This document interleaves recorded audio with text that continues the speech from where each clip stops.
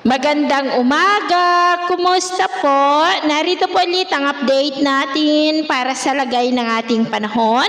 Ngayong umaga po ng May 29, 2026. Sa ngayon po ay patuloy na ang paglakas ng bagyo na ating binabantayan at taglay na po ngayon ang lakas ng hangin na maabot na sa 90 kilometers per hour at nasa layo po ngayon ng 1,120 kilometer east ng Catanduanes at kumikilos northwestward sa bilis po na 10 kilometers per hour.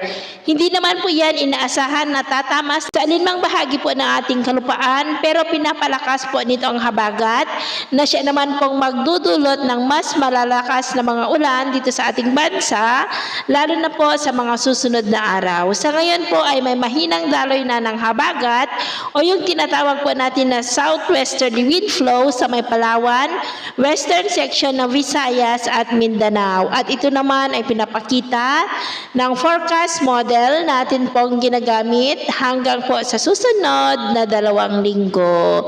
At sa lagay po ng ating panahon, ngayong madaling araw ay maayos naman ang panahon sa malaking bahagi ng bansa.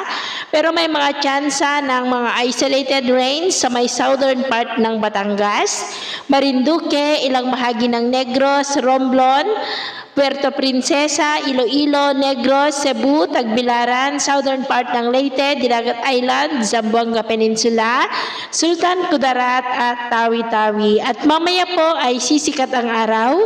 Sa malaking bahagi ng bansa, mainit at maalinsangan muli ang panahon, pero may tsansa pa rin ng maulap na kalangitan with isolated rain sa ilang bahagi ng Negros, ilang bahagi ng Cebu, Sulu Archipelago, Zamboanga Peninsula at Sultan Kudarat.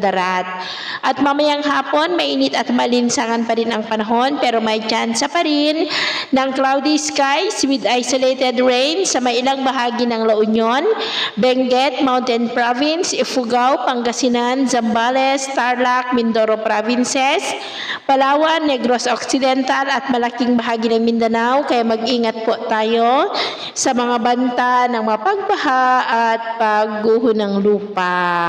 At sa atin naman pong mga baybayin, wala naman po tayong nakataas na anumang gale warning signals, pero iba yung pag-iingat lamang po kung papalaot tayo para mas makaiwas sa mga sakunang pangkaragatan.